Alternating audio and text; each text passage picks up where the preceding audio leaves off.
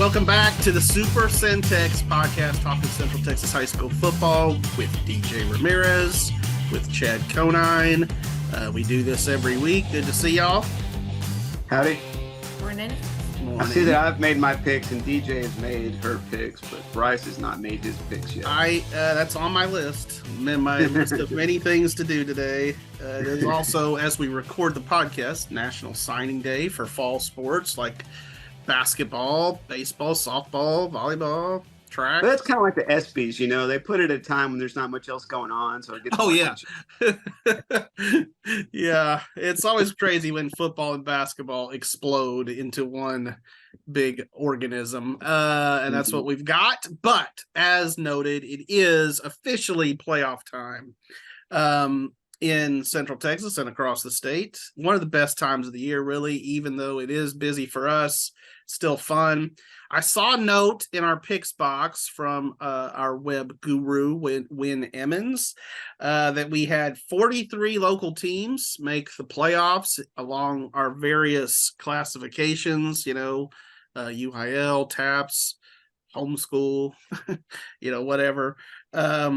You can make the argument that paper football. Then we have a paper football playoff team. Dude, I loved to play paper football back in junior high. We're off the rails already. You can make the argument, we probably have before, that too many teams make the playoffs. But there are going to be some lopsided matchups this week. I mean, that's just part of it. You're going to get some 9-1s versus some 3-7s, and it's going to look like that. But nevertheless, there are some good matchups. So what first round matchup has you intrigued? What are you looking forward to? Well, I'll just jump in. I just realized, or a day or two, I realized, Bryce, you sent out, you was like, okay, here's the games we were covering. Here's your choices, Chad. And I was thinking after about DJ had picked. You got the second draft pick. Yeah. And I got to, like I was contemplating the Thursday game and whatever, and then I picked La Vega versus Dunbar, which I think is a really good matchup. La Vega is the third place team and Dunbar is the second, but La Vega is still going to be a favorite in that game. And then I realized later that you'd offered me the Midway-Waxahachie game, and that just kind of slipped my mind. And I wanted to have a take back, but I did offer it to you. I was willing to go somewhere else, so I'm gonna remind you of that. But it'll work out that way because I'll take my camera and I'll shoot that La Vega Dunbar game, and you can be back here close at hand for the podcast, the late night podcast, which I assume will continue into the playoffs. Yes, but yeah, both of those are fantastic. I picked Waxahachie. DJ has already picked Midway, I see. And I feel like that is speaks to the fact that it is a toss-up type of a game. I agree. Yeah, I think it's a toss-up game. I've heard a lot of good things about Waxahachie's quarterback, that he's apparently pretty talented. Midway's got a not bad one of their own in Ty Brown. He's done the job, but it's really been other guys kind of elevating their game to join Ty Brown. I think that's really helped this surge by Midway.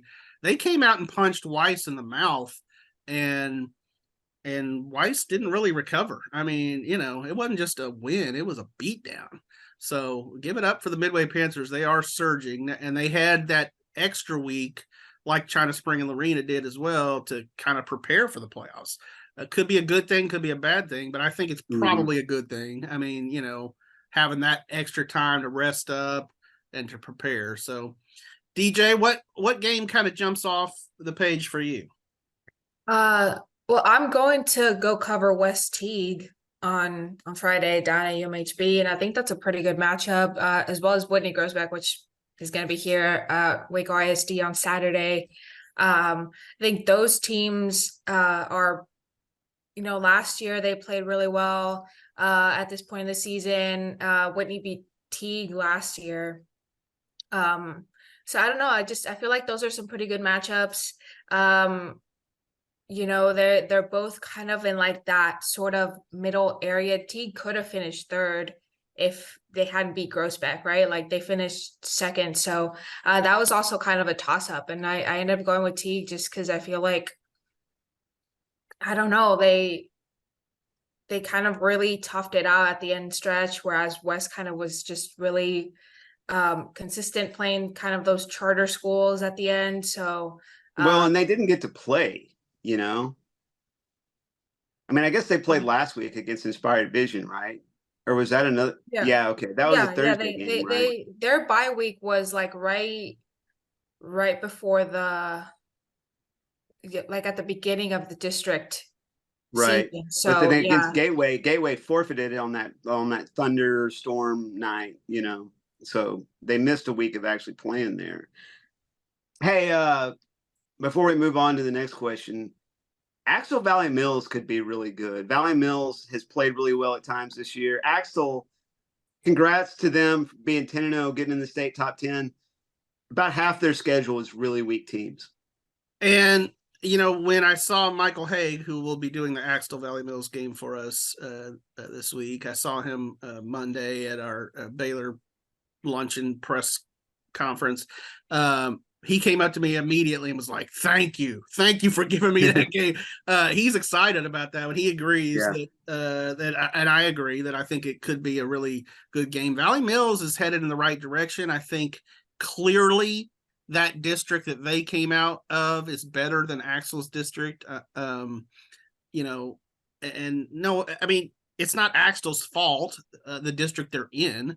And they took care of business. They rolled through their regular season. But as Chad pointed out on the podcast last week, they do have, you know, some Moody's and some Hubbards and some wins like that on their schedule.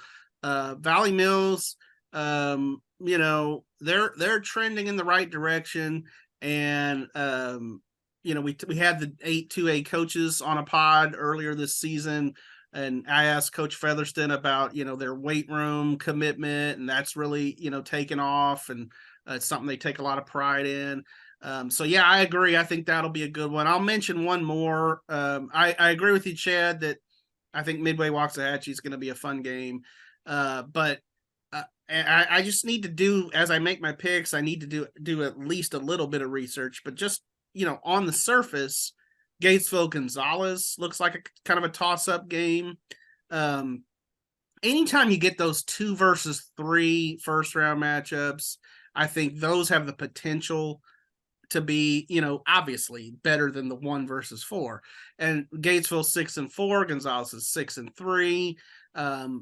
You know, we've talked a little bit about what Aaron Hunter's done there for the Hornets this year. And just the last couple years. And I think, again, a team trending in the right direction for Gatesville, but not an easy matchup to start the playoffs in Gonzales. So Gatesville was another one of those teams that had a bye week at the end of the season. They had a bunch of those. This is like we had any games to cover on last Friday. It was weird. It was. I'm glad we have playoffs now, because last week, you're right, was kind of a down week schedule wise. After that University Belton game, there was a significant drop off. So football's a physical game, we know this, and we've seen some injuries to key players in recent weeks, big name guys like Kiefer Sibley of Connally and Cade Bynnom of University. You don't want to ever lose your offensive bell cow. And of course, we never want to see anybody get hurt. We're not wishing injuries on anyone, but I am curious, who do you think is the most indispensable player in Central Texas? Which might be a little bit different than being the best player in Central Texas. Who matters the most to their team, and that team could not afford to lose them? What do you think? I'll let DJ go first on this one. This is a hard question, because there's a lot of guys that, you know, they play really well. And I'm going to say that when Zane Harper leaves West, they're going to have a tough time finding a kid to like fill in that role, because not only is he just like defensively one of the best players I've ever seen. Like on offense, he's really picked it up. I mean, he's been in there as a running back. He's also, caught some receptions, and leadership wise, I mean, anytime I talk to anybody at West about Zane Harper, he's a kid that he's going to go out there and he's going to do the work, and he's going to make sure his teammates are doing the work. And so I think when, he's a senior after this season, it's going to be pretty tough to try to find somebody to fill that role when he leaves. And it's not just, the quality of play, it's also just the intangibles. So I can't really think of anybody other than maybe Cash McCollum. I know it's going to be tough to see him go for China Spring. So yeah, no, that's a good answer. It's a really out of the box answer. I agree. And you're talking about a super-centex defender who we probably haven't talked about enough in Zane Harper. I mean, he was a guy who had about half a jillion tackles last year. Chad, what do you think? Well, I got to get on my soapbox here for a minute. Well, I like this question, most indispensable player. It feels synonymous to most valuable player. Agreed. Which I think most valuable player really should be most valuable player and not just best player. Because when you look in the American League, Shohei Ohtani, I think, is hands down, the choice to be most valuable player in the American League, right? Right. The Angels were 73 and 89, and he played only 135 games. Now, I know he's awesome. He's awesome, but how is he the most valuable player, right? Yeah. So just think about how bad they would be without him. They will be without him because right. Ooh, ouch. Yeah. If he ends up on the Rangers, I'm quitting everything. Well, he's it not reminds me coming of out here. He's gonna stay out west. Okay. I heard a story. An old friend, like a friend of my grandfather or something, played pro baseball, and back before free agency and whatever. And he went into the manager's office, or the GM's office, said, "Look, I did such and such and such and such, and I feel like I deserve a raise this year." And the GM said, "Well, Tommy, where did we finish last year? And he said, "Well, we finished last." He said, "I think we can finish last without you." Ouch. Yeah. So what is your answer for this question? Micah Hudson, I think. I think if Micah Hudson is not there for Lake Belton, they're probably still a good team, but they're not a team that you have to think twice about when they're playing. Who they got this week? Denton Ryan, right? Yeah. You don't have to think about that one twice if it's Lake Belton without Denton Ryan. You pick Denton Ryan, right? And I went with Lake Belton. Even though they're going to Denton, I just feel like kind of they have that excitement surge. I mean, they've only been in school for a little while, so the playoffs are still a huge deal to them. And they're going to take that bandwagon up to Denton and try to beat the mighty Ryan Raiders, who, they're not necessarily the Ryan Raiders of a couple of years ago or decades past, but they're still really good. So that is a toss-up game. And if Micah Hudson weren't in the lineup, I don't think it would be a toss-up game. Yeah, I like that answer. I think that's a good one. It took a while for you to get there, but yeah. But it's entertaining, that's what I bring to this podcast is entertainment. Right. That's exactly right. And that's obviously what Micah Hudson brings to the field, and why ESPN decided to show one of their Thursday night football games.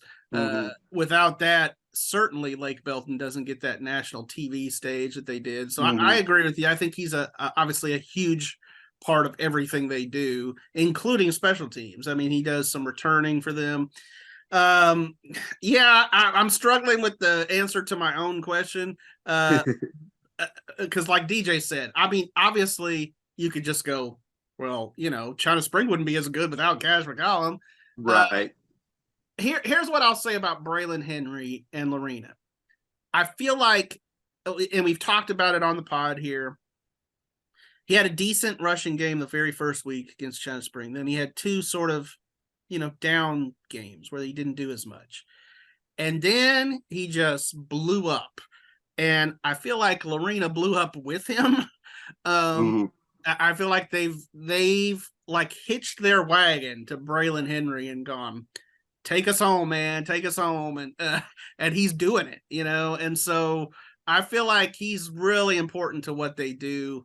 Having a great year. Almost 2,000 yards now rushing. So, yeah, it's been cool to see for sure. Yeah, So he passed up Kiefer Sibley, mainly because Sibley got hurt, but yeah, he passed up Kiefer in the rushing yards for Central Texas. So yeah, and I'll give it up for Connally last week playing without Kiefer Sibley and Kobe Black and those guys.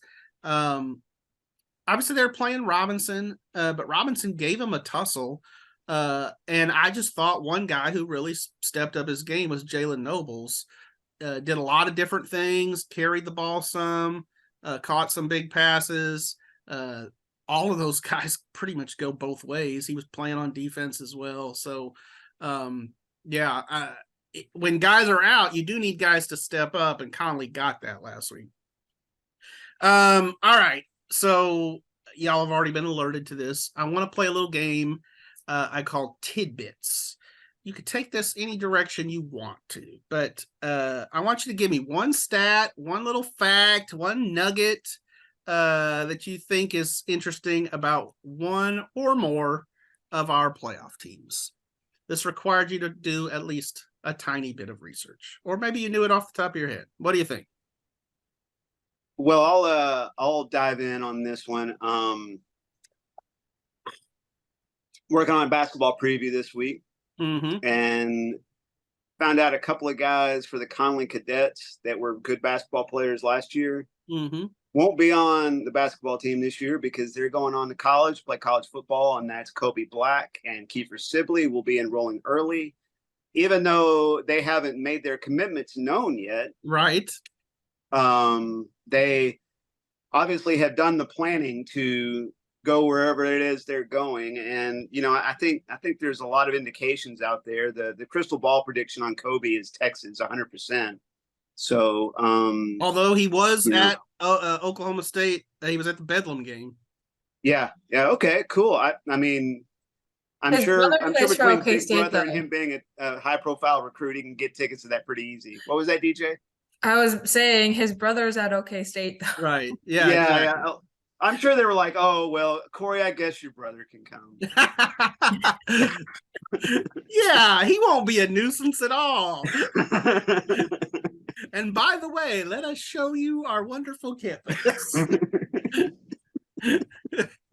Yeah, no, that you told me that yesterday, and not overly surprising. We've seen that with top level recruits who they want to get there, they want to get through spring football, but we'll certainly miss seeing Kobe and Kiefer in basketball season and stuff. I mean, but wish those guys the best of luck. I was contacting coaches for signing day ceremonies and stuff, finding out different things, and Coach Garrick at Connally mentioned that they'll have a nice signing day on December the 20th, so that will be the football signing day, but I believe they're going to celebrate some other sports on that day as well. DJ, do you have a tidbit for us? I was trying to find something more interesting, I guess, but I mean, when I was at the University of Belton game on Friday and I went down to talk to Karen Johnson, there was like a group of like coaches from other schools there. And like I get down and Tyler Beatty's there. He's like, hey, DJ. And I'm like, oh, hey, like I did not like expect to see other people from other schools there. And I mean, I'm sure that happens all the time. It does happen all the time, but I just, it makes me think of just how, like tight knit the group of coaches around Central Texas is, and how they kind of, support each other, even when, they're not playing against each other, or even when they are playing against each other. And, I'm sure Coach Beatty had other reasons to be there, but yeah, that's just, I thought that was pretty cool. No, you texted me that at one point, and I did think that was interesting because, a lot of times on an off week, those coaches will go scout a potential future opponent. But obviously China Springs not going to play University or Belton, those being 5A schools. So to me, it just shows, again, some of these guys are just football fans, or perhaps they have, like you said, friends that are coaching on those staffs and that kind of thing, and just want to see a good football game. Yeah. I mean, China Spring probably could play University of Belton for like a non-district game at some point, but I was covering I was covering Lorena volleyball versus Groesbeck in the playoffs about a week and a half ago. And I walked in and I saw Robert Little from Riesel, the football coach. And again, this is Lorena Groesbeck. And then, it did sort of click with me at one point. Oh yeah, Andy Little is Robert Little's daughter. That's Lorena volleyball coach. So he was there supporting his daughter, and then I think at one point left, and I think Riesel had a playoff volleyball game that night over in Robinson. So he was kind of hitting two places at once, I think. But it is cool to see those coaches at different places for sure. Chad, you look like you have something to say. I thought of something. I wasn't going to jump in, but you ever thought about, speaking of like seeing people where you don't expect them? Like, let's say you're just kind of chilling out in Belmead or Lacey Lakeview or somewhere like that one day, and you just bump into Nick Saban or Lincoln Riley or Mike Gundy or somebody. I mean, because they show up at those places sometimes. Yeah, well, certainly for big time recruits. Yeah. Mm-hmm. Yeah, absolutely. Mm-hmm. If you go through the Waco High field house, you'll see pictures of all kinds of big time coaches next to Waco High guys that were being recruited. Certainly Derek Johnson, one of those. So here's my own little tidbit. All right, it's a twofer. It's about two teams. This will be in our high school notebook this week. So a couple of Central Texas teams that I don't think we've talked about on the podcast at all this year, made the 6-man playoffs this year and broke pretty decent droughts. Okay, one longer than the other. So going to the playoffs this year are Penelope and Kopperl. And so Penelope hasn't been in the playoffs since 2010. It's pretty good drought for them, 13 years. They're in their first season under Chris Villarreal. He was at Mount Calm last year. He's a former Oglesby assistant. So clearly done a good job there at Penelope to get them in their playoffs. They had returned their entire starting lineup, and they were only a win shy last year. So I think Chris saw an opportunity there, like, I can get these guys over the hump, but nevertheless, I'm still impressed because I did not expect Penelope to get past Aquila and Coolidge in that district and make the playoffs. Abbott was a given, but we'll give it up for Penelope for getting that done. Chad can remember a book that this guy did, Carlton Stowers, Where Dreams Die Hard, about the Penelope Wolverines. And it's a good book. Check it out. Yeah. Carlton Stowers, good dude. He's written a lot of, like, he wrote about the Lake Waco murders and excellent author, good guy. Yeah. And then the Kopperl Eagles, not quite as long a drought. 2018 was the last time Kopperl was in the playoffs. They too have a first-year head coach, Ken Davis. He was the coach at Lingleville, another little 6-man program. But I think the opportunity for Kopperl was there, and to maybe slip in and be the second place team in that district, which they were able to do. But yeah, 7-3. Kopperl, incidentally, they've only made 2 playoff appearances in their school history, and they're 0-2 in those playoff appearances. So if they can win this week, they'll be making some history. But I picked Penelope to win, picked Kopperl to lose. Yeah, and obviously Kopperl is the 2 playing a 1, so there you go. That's how that works. But we'll see. Nevertheless, I would put both Ken Davis and Chris Villarreal up for super-centex 6-man coach of the year for breaking some good droughts, along with some other guys. Terry Crawford. Been a good year in the 6-man ranks. Yeah, Jeb Dixon at Oglesby. He's doing a great job. Got those guys 9-0 going in the playoffs. So a little 6-man talk there to finish. And before we go, we always go around the horn and see where we're going. DJ getting 3 games this week. Thursday, Friday, Saturday. Yeah. Where are you headed, DJ? I will be at Midway tomorrow for the Marlin Currens playoff game. I will be down in Belton on Friday for West-Teague, and then I'll be back at Waco ISD for Whitney Grosbeck on Saturday. Yeah, which we didn't really talk about Whitney Grosbeck.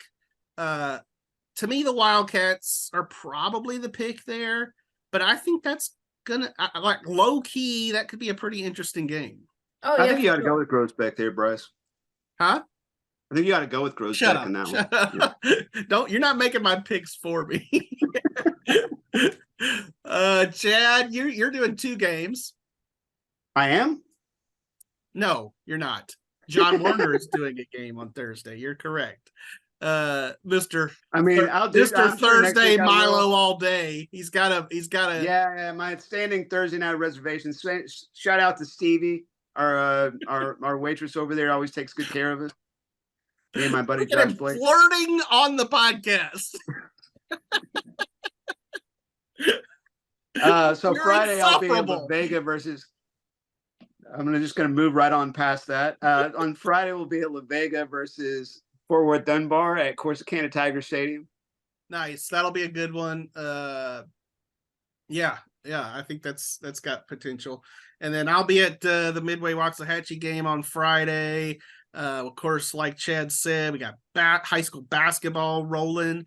By the way, just a little high school basketball note here. Of course, I get texts from all these coaches with their scorebooks and different things. The La Vega girls, who Chad wrote about for us for last week's season preview for the girls, took state-ranked Duncanville 6A to the wire last night. 70-68. Yeah, and it was in overtime. La Vega's played Amarillo, High, Kopperl, and Duncanville in their first 3 games. They are challenging themselves, to say the least, and should be a pretty good bet, I think, to try to get back to San Antonio in the state tournament. So they're fun to watch. Some of these 4A teams are going to be like wood in a wood chipper to La Vega. But anyway, we got playoffs this week. We will see y'all at the games. Thanks a lot.